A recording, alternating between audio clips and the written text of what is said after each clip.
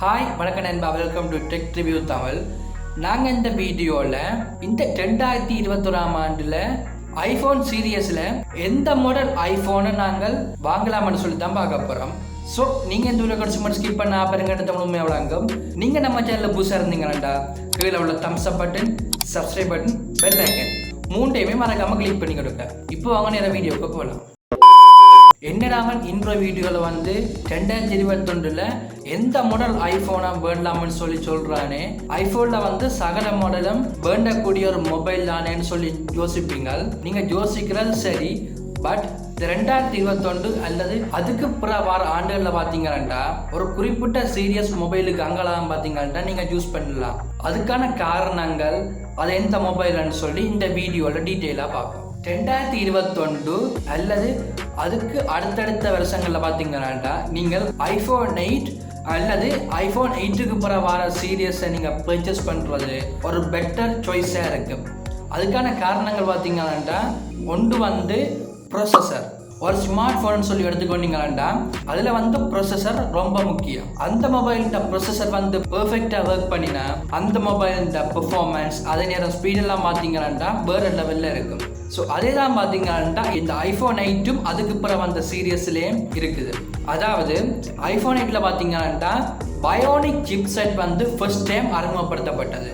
iPhone 8க்கு முதல் சீரியஸில் பார்த்தீங்கன்னா fusion and ப்ரொசஸரை use பண்ணியிருந்துடும். அதோட ரீசெண்டாக லான்ச்சான iPhone 12 பார்த்தீங்கன்னா இந்த பயோனிக் சிப் செட் தான் யூஸ் பண்ணியிருக்கிறோம். இப்போ உங்களுக்கு சந்தேகம் வரும், பழைய ப்ரொசஸருக்கும் இந்த பயோனிக் ப்ரொசஸருக்கும் என்ன வித்தியாசம்னு சொல்லி.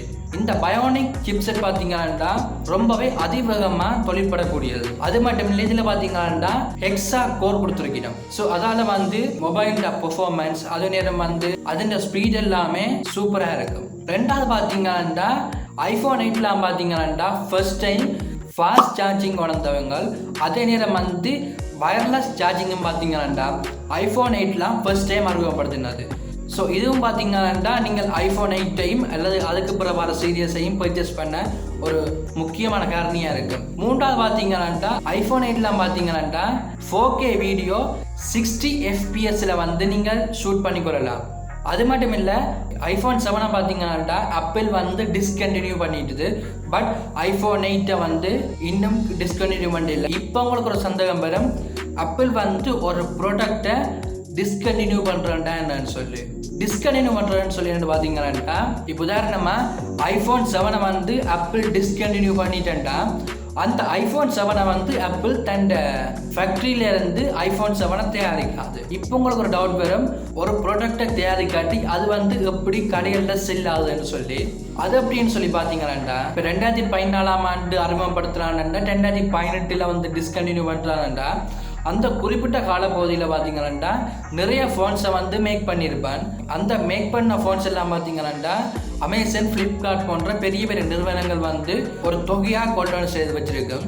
அந்த நிறுவனங்கள் கொள்ளனை செய்து அவைகள் திருப்பி ரீசேல் பண்ணிடும். இப்போ உங்களுக்கு ஒரு சந்தேகம் வரும், நான் இப்போ iPhone 8 வேண்டிட்டேன், அந்த iPhone 8க்கு ஆப்பிள் எத்தனை வருஷம் அப்டேட் தருவேன்னு சொல்லிட்டு. குறைஞ்சது ஒரு இன்னும் 4 அல்ல 5 வருஷத்துக்காவது கண்டினியூஸாக அப்டேட் தந்துருப்பான். அதுக்கான காரணம்னு சொல்லி பார்த்தீங்கன்னா 2016 வந்த iPhone 7க்கு இப்போ மட்டும் iOS 14 கொடுத்துருக்கான். ஸோ iPhone 8க்கு கண்டிப்பாக குறைஞ்சபட்சம் ஒரு 5லேருந்து 6 வருஷத்துக்கு கண்டினியூஸாக அப்டேட் தருவான். இவ்வளோ காரணத்தால் பார்த்தீங்கன்னா நீங்கள் iPhone 8க்கும் அல்லது iPhone 8க்கு அப்புறம் வர சீரியஸை சூஸ் பண்ணுறதுக்கு முக்கியமான காரணியாக இருக்கும். பட் நீங்கள் ஒரு யூடியூபராக இருக்கிறீங்களோ இல்லாட்டி உங்களுக்கு மொபைல் ஃபோட்டோகிராஃபியில் இன்ட்ரெஸ்ட் உள்ள ஆளுண்டா உங்களுக்கு iPhone 8ஓ அல்லது iPhone Xஓ உங்களுக்கு பொருத்தமிடாது. நீங்கள் பார்த்தீங்கன்னா மேக்ஸிமம் iPhone 12 Pro Maxக்கு போகிறது பெஸ்ட் ஆப்ஷனாக இருக்கும். ஃபைனலாக நீ என்ன சொல்ல வர, iPhone 7ஐயும் அதுக்கு முதல் வந்த சீரியஸையும் பர்ச்சேஸ் பண்ணக்கூடாதுன்னு சொல்ல வரேன்னு சொல்லி நீங்கள் கேட்கலாம். பட் அதுக்கான ரீப்ளே பார்த்தீங்கன்னா நீங்கள் வருஷத்துக்கு ஒருக்காவோ இல்லை மாதத்துக்கு ஒருக்காவோ ஒரு மொபைலை சேஞ்ச் பண்ணுறீங்கன்னா iPhone 7ஐயும் அதுக்கு முதல் வந்த சீரியஸை பர்ச்சேஸ் பண்ணிக்கொள்ளலாம். பட் நீங்கள் ஒரு iPhone பண்ணிவிட்டு அதை லாங் டேர்ம் யூஸ் பண்ண போனீங்கன்னா இதுக்கு வர சீரியஸை பர்ச்சேஸ் பண்ணுறது ஒரு பெட்டர் ஆப்ஷனாக இருக்குது. அதோட iPhone 8 ப்ராம் பார்த்தீங்கன்னா பெர்ஃபார்மன்ஸ் வேறு லெவலில் அதிகரித்து கொண்டு போயிருக்குது. நான் லாஸ்ட்டாக போட்ட ஒரு வீடியோவில் ஒரு நண்பரோட கமெண்ட் பண்ணியிருந்தேன், அப்புறம் உங்களுக்கு ஆப்பிள் மாடல் தான் பிடிக்கும், ஸோ நீங்கள் வந்து iPhone 12 Pro Max பர்ச்சேஸ் பண்ணி அதில் வந்து வீடியோ ஷூட் பண்ணினா வீடியோ குவாலிட்டி நல்லா இருக்குமென்னு சொல்லியிருந்தேன். ஸோ அதுக்கு பார்த்தீங்கன்னா நான் வந்து 2 கிட்னியை பற்றித்தான் அந்த மொபைலை பர்ச்சேஸ் பண்ணோம். அந்த நிலைமையில பார்த்தீங்கன்னா ஸ்ரீலங்காவில் ஐஃபோன்டா ப்ரைஸ் லிஸ்ட் இருக்குது. இப்போ 64 ஜிபியில் iPhone 8 64,000க்கும், அதே 64 ஜிபியில் iPhone 8 Plus வந்து 87,000க்கும் இருக்குது. அதே நேரம் 256 ஜிபி கெப்பாசிட்டியில் வந்து iPhone 8 Plus வந்து 126க்கும், அதாவது 1,26,000க்கும், iPhone 8 வந்து 1,08,000க்கும் இருக்குது. அதே மாதிரி தான் பார்த்தீங்கன்னா iPhone X 11 12ன்னு சொல்லி எல்லாமே மோஸ்ட்லி 1,00,000 கடந்து தான் இருக்குது. அதில் வந்து ரீசெண்டாக லான்ச்சான iPhone 12 Pro Max பார்த்தீங்கன்னா 256 ஜிபி 3,20,000க்கு இருக்குது. ஸோ இதான் பார்த்தீங்கன்னா ஸ்ரீலங்காவில் உள்ள ஒரு மேஜர் ப்ராப்ளம்.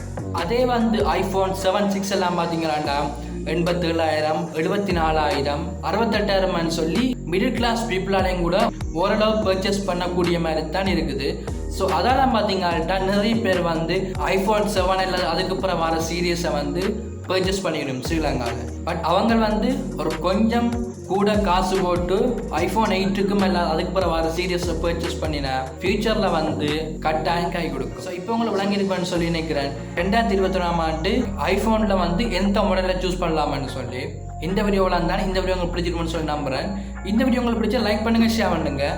மறக்காமல் நம்ம டெக் ரிவ்யூ தமிழுக்கு சப்ஸ்கிரைப் பண்ணுங்கள். டவுட் இருந்தால் கீழே உள்ள கமெண்ட் பாக்ஸில் கமெண்ட் பண்ணுங்கள். தேங்க்யூ நண்பா.